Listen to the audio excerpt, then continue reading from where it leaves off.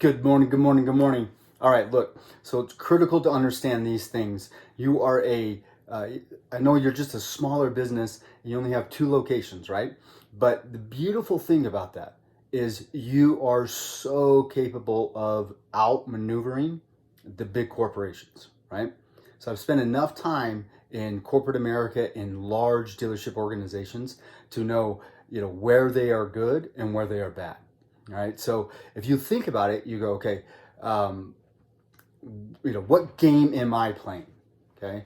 And it's critical to understand the game that you're playing. And what I mean by that is, think about it. The huge corporations, what game are they playing? And what I mean, can you get into the game of inventory with them? No way, right? I mean, the amount of locations, there's no way you can even begin to play in the inventory game, even on a one-off basis, right? Because why? Because of the financing. Can you get in the financing game like they can? Can you get access to the millions, billions of dollars that they have? No, right? It's not even close. Okay, so we're not in the inventory game. We're not in the financing game, right? Already take those two out. How about the location game? No. I mean, you're not in the real estate game. They are. They're way better at it. They got way better locations. They got, so many more sites, right? Okay. How about the army of people that they have, right? The allocation of resources and stuff that they can do to do it. That's not the game that you're in. Okay. So it's really important to understand what game you are playing. Because this is what happens is we look at these huge corporations and think that we need to play the same game that they do. It's like, no, we don't. We need to play our game. So specifically, there's five areas that I need you to focus on to make sure that the game that you're playing is the right one. And I mean, you'll lay these guys away. Okay, you'll kill them. Okay, and the best part is they're so big they won't notice it, and you'll go away just reaping the riches right underneath their nose, taking it away from them, and then basically supplying it for you. Okay, watch it. So here's the five areas. We've talked about the first one, purpose. Okay, you have a purpose. These huge corporations don't have a purpose. Their one purpose is their stockholders themselves. Greed is their purpose. Okay, I mean, love the speech by Michael Douglas way back when in Wall Street. Greed. It's so true. It does drive a lot of efficiencies and a lot of things, but it also squeezes things out. Okay, and what it squeezes out is the individual purpose, right? The huge board corporation might have a purpose, but the individual loses their purpose in it. So if they don't have their purpose, they can't convey that to the client. Okay, that is a huge advantage. Winner, winner, chicken dinner every time. And you know that, right? You can have that purpose and you can express that to somebody. How are you going to express that? Number two is your brand. Guys, they don't have, okay, let me back up. They have huge brands. They wish they were Coca-Cola, and that's the game they're playing. You don't need to be known by 8 billion people. Okay? I don't care how big, Colorado Springs is, 800,000 people? Even that's way too many. Okay? You just need to be known by the right people that identify specifically with what you have, right? So it's critical once we know our purpose, the thing that we do better than anybody else, we can begin to build our brand. We take care of customers better than anybody else because I am the owner. This is my store. This is how I operate. This is how I want things done, right? It's very clear to operate in that mindset and function, right? So brand is driven by my purpose, right? My brand might be specific cars or what I do better in the used car market than anybody else, right? I might have something that is really unique to me that I want to drive across in my brand. Okay, so brand, number two. And again, I want to go way deep into each one of these things, but I'm just trying to run through, get through all five of them so you can understand exactly what I'm talking about, right? All right, so number three is going to be that world-class experience, okay? It's critical that the experience that people have, right, is world-class, right? Now, everybody talks about making a McDonald's experience. Guys, in this business, creating a McDonald's experience is impossible. You're just not going to do it. McDonald's has a hard enough time doing it, and they've been doing it forever. Doing it in the car dealerships is impossible unless you are a small operation, okay, that can be a one-man show. And I don't mean one man like one person in the whole store. I mean one person's personality, influences, controls, and dominates the whole store. Does that make sense? Like literally in these huge corporations, you can't have that, right? Fine, we're not playing that game, right? But in your individual stores, right? The whole personality, the culture, everything is you, right? It's so critical that you create that world-class experience that you want your customers to have. And what I mean by that is not every time is everything perfect. That's not going to be. It's going to get screwed up.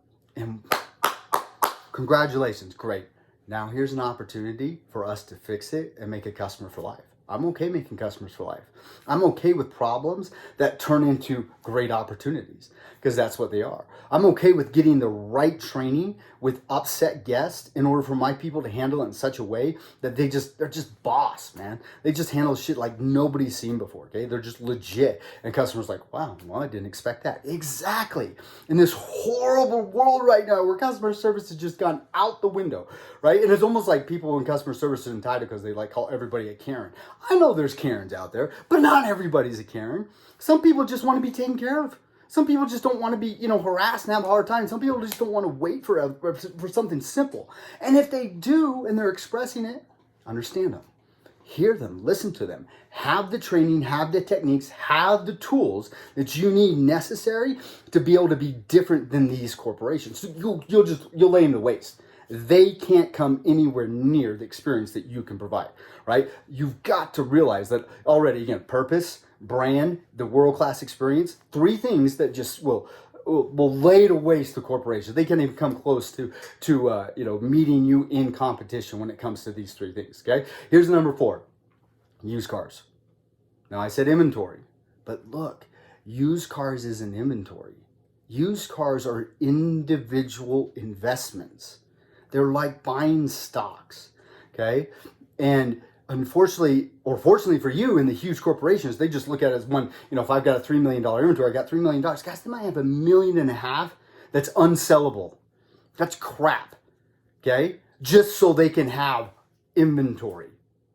You don't need inventory, right? What you need is great stocks that are going to go up in value and give you a great return as the investor. And that's how we need to think, right? We don't need to think, I need 100 cars to sell 50. I'm sorry.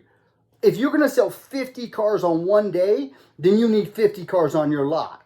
Other than that, you only need the number of cars on your lot that day that you can sell. And this is the hardest mindset to get wrapped around. But if I can get into your head and actually retool this, right? Because this is gross deception, guys. And even now, in 2017, for the first time ever, the used car business was changed forever, guys. Okay, not for the first time. Like the internet did change it, and we went to a more transparent, it was way more open. People understood pricing and, how to get a good deal and get a good price. And therefore, it became a lot more transactive. We started selling a lot more cars year after year after year, right? However, what happened is in 2017, for the first time ever, net PVRs in used cars was a negative $2. Okay, so COVID came along and covered that up, and people didn't realize that. And now we're, coming out of the COVID cloud, and reality is going to set back in, or already has. And you can see how difficult it is to make money in used cars. It's not a guarantee. Right? This is not something that for years, in the entire history of the car business, the used car department made money. It's just what it did, right? Used car dealerships went out of business not because they couldn't sell used cars, because they didn't have the cash flow and they didn't know how to operate titles, or they weren't good businessmen. That's it. Other than that, like, used car business has always been a great business until 2017, right? If you're not paying attention to that and you don't understand what I'm saying, this is already past you, right? We need to catch up, right? Hitch on and let's get ahead of this thing. Right? If you understand what I'm saying, this is going to be easy. But we want to buy stocks that are going to go up. We want to buy stuff that we specialize in, right? Even if the stock, again, like at one place might go down and another might go up. And what I mean by that is you might be really good at a specific type of vehicle, and you could sell that car really well. And so can your salespeople and everybody there. That's your stock, right? Why have 15 others that aren't and 2 that are? So you can say you have the other 15 cars to show somebody that they don't want to buy? How about they come and go, I got these 2 cars, that's it, man. You better buy them, they're going to be gone. I mean, where did we miss this whole scarcity thing? Okay, it worked perfect during COVID. Why wouldn't it work now? You have that advantage. Yeah, right. Just abuse these huge corporations there. They don't even begin to understand what's going to happen to them. But if you can take advantage of this, man, you're going to dominate them. Dominate them. It's so absolutely beautiful. Okay. And number 5, the 5th thing, right? And again, like I said, we'll go into detail on each one of these things. But the 5th thing is recruitment. It's not hiring, guys, right? Because or firing, right? Because when do you fire somebody? When's the best time to fire somebody? Right before you hire them. We fire everybody before we hire them.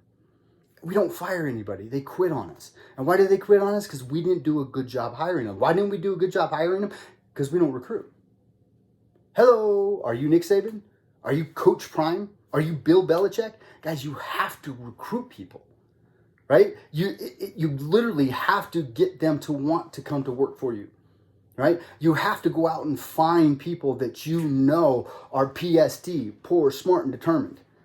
Right? Poor, smart, and disciplined. Okay, we need those PSDs working for us. They may not have any, I'd prefer they don't have any skill in the car business. Right? I counted the other day, 32 different individuals that have rose to GSM, GM, or finance director, right? That I hired as Greenpeace. And that was just, I don't know, I could probably keep going, right? I stopped at some point because I'd spent an hour on it then, right? Like literally 32 people that I know for a fact that have rose that I hired as Greenpeace and trained up, right? But they were poor, smart, and determined. They wanted it. They wanted what I was willing to give them, okay? So as a recruiter, you can go out and find these people and create this beautiful environment that's yours, that's like nothing else, that nobody else can. I mean, these huge corporations can't even begin to compete, guys.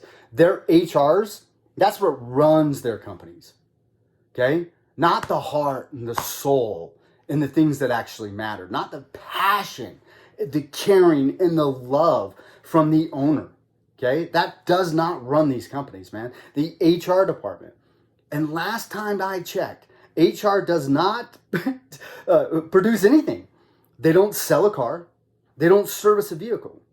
So it's almost like they have to create situations in order for them to be employed. Like literally. And they never saw themselves as a recruitment department. That's what they always should have seen themselves as literally as the recruitment department. People that go out and they're like agents and they would land people and drill them and pull them in. That's how it should have been. But no, that's not what it became. It became like this, I call it the SS, right? Like literally, it's a department that oversees everything to stop everything. Take advantage of them. Recruit your people. Build your environment. Create a situation where nobody ever wants to leave, right? And if they do, it's fine. They quit on you, but you should have already filtered them out through that hiring process, right? Through the recruitment process. Again, think about it. Nick Saban, right? What has Coach Prime done in Colorado? I can't wait till this next season. All these kids are out there going to go, oh, I want to go work. I want to go work. I want to go work for you, right? I'm going to go play for him. That's exactly it, right? Why? Well, because one, it's a lot of fun, right? It looks like a heck of a lot of fun too. You might make me famous. Hey man, what 18-year-old doesn't want to be famous right now, right? Please go ahead and make him famous, right? I mean, he's not smart. It's stupid. He gives these kids what they want, right? And 3, like he has all these connections into the NFL. You know what I mean? But ultimately, it looks like the place that somebody might want to actually play at, right? You want to be a part of that, right? And this goes back into the brand and wrapping that in so as people understand what they get to be a part of. They'll be drawn to you already. They'll go, hey, that's the person I want to work for. I want to be a part of that. So you can see that as you get your purpose, right? As you get your brand, as your world-class experience, as you begin to understand the used car business as individual stocks, and as you begin to look at your hiring process as a recruitment process, right? Getting out on the recruitment trail. Right, again, study Nick Saban. Understand what this guy does. He doesn't miss a beat. The thing that he hates most about going to the bowl games and winning national championships is that he gets a later start on his recruitment for the next year. He's hilarious about it, but the guy is relentless on his recruitment. So again, I can talk about each one of these things probably all day long, and we'll break them down specifically. But I need you to understand that this is your competitive advantage. You have 2 beautiful small little stores, right, that are selling anywhere from 50 to 65. Yeah. All right. So if we could get that again to 100, like you're selling 200 cars a month out of these places, right, and you're killing it. They would never even notice, but you're just going to rob it right from them, right? And you're going to build little powerhouses that are going to make an impact in your community. Again, another thing that these huge public companies, these big corporations can't even begin to do. Even if they wanted to, guys, they just can't do it. That's what I'm saying. If they wanted to be, a place with purpose, they wanted to build this really unique individual brand, if they want to provide a world-class experience, if they wanted to be experts in used cars, if they wanted to be great at recruiting, they can't. Their systems and processes stop them from doing so. Okay, so it's your job to take advantage of that. All right, let's get after this, man. Get hard, my man. I'm out.